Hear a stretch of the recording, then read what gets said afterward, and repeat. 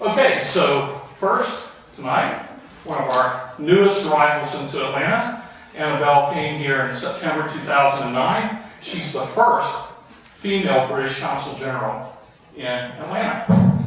And she leads a team working across the Southeast on issues ranging from support for British nationals, topical policy issues, scientific cooperation, and transatlantic trade and investment. She's no stranger to the business environment. Her first 20 years of her career was working in the private sector with large and small business involved in international trade.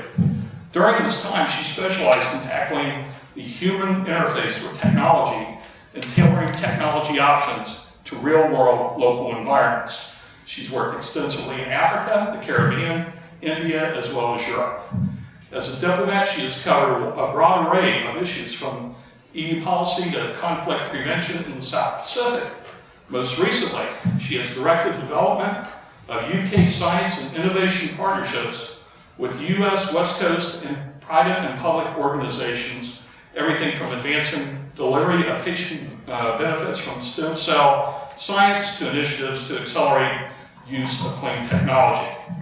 In her opening remarks, she'll be highlighting recent developments in Northern Ireland and the flagship Media City UK in the northwest of England. Annabelle, it's all yours. Thank you very much, Mark, and thank you to TAG for giving me this opportunity to talk to such a fantastic audience.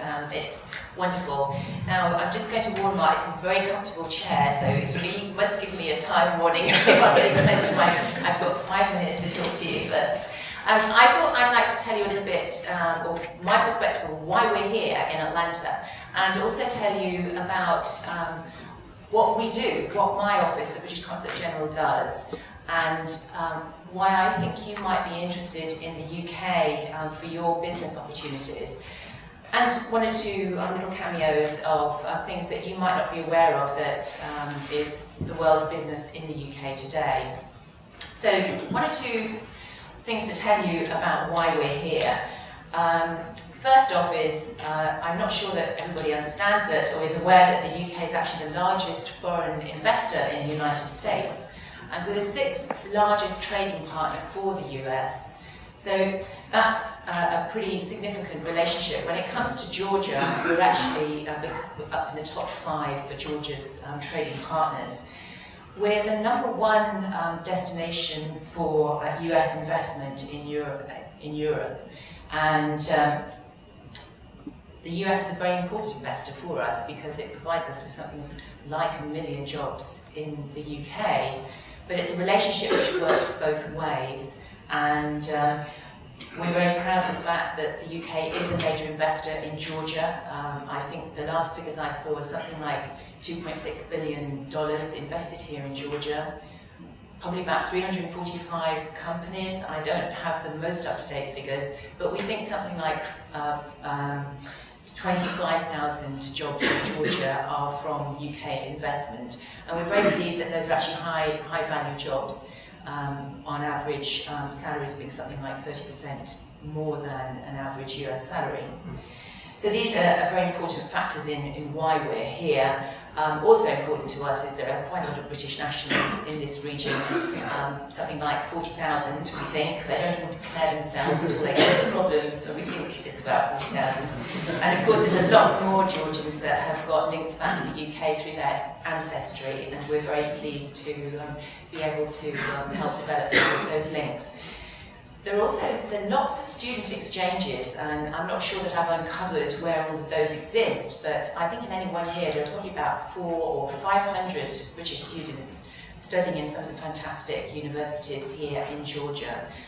So all sorts of potential links, and one of the areas that I'm involved in is in developing those through some of the scholarship programs, including through the flagship Marshall Scholarship Program, which sends very talented people from this side of the water to go and study in some of our top universities. So what does my office, the British Consul-General, do? Well, we're one of 9 satellite offices to our embassy in Washington, DC, and we cover the whole of British interests. And that means that apart from covering a rather large geographic patch, of which Georgia is right at the heart. We cover the full range of British interests, including the political agenda, science and innovation relationships, looking after British nationals that get into problems occasionally, and of course, very importantly, the trade and investment relationship. And just to give you a snapshot of that, this week I've been talking to some private sector security specialists have been involved and got experience in Olympic security as we're preparing and gearing up for Olympics 2012 in London. I've been in the Golden Dome this afternoon with some UK parliamentarians who've been talking about how Georgia is developing the bioenergy sector here, which is important to the UK, the whole clean energy technology sector. Been over to Georgia Tech with my science and innovation team, looking at whether maybe prospects for developing new research partnerships. And I was also at the Carter Centre because we're a big supporter of the Carter Centre in terms of work they're doing on global health, both the treatment development and also peace building. In this case, we were hearing updates on Sudan. So why might you be interested in the UK? Well, it's a large market in its own right, a lot of exciting consumers for you to access.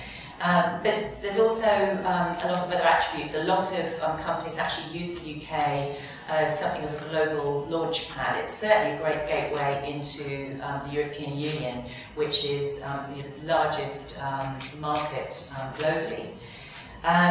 It also gets top ratings by independent assessments in terms of ease of doing business. I saw a World Bank assessment that it takes just 13 days to set up a business in the UK.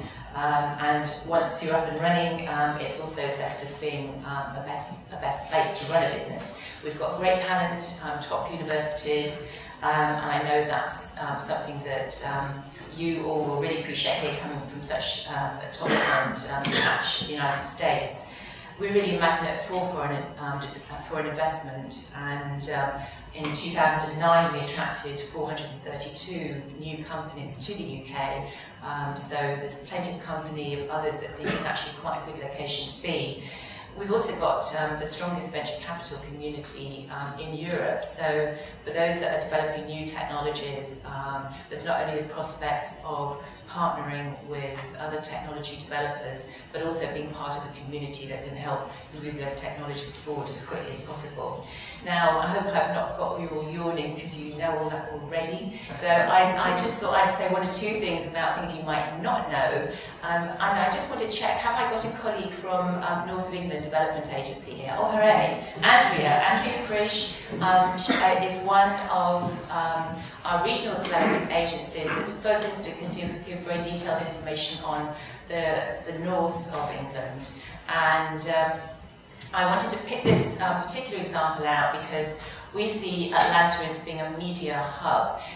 Not only is it a big media market, but it's also got fantastic technology development in the creative media space, digital media.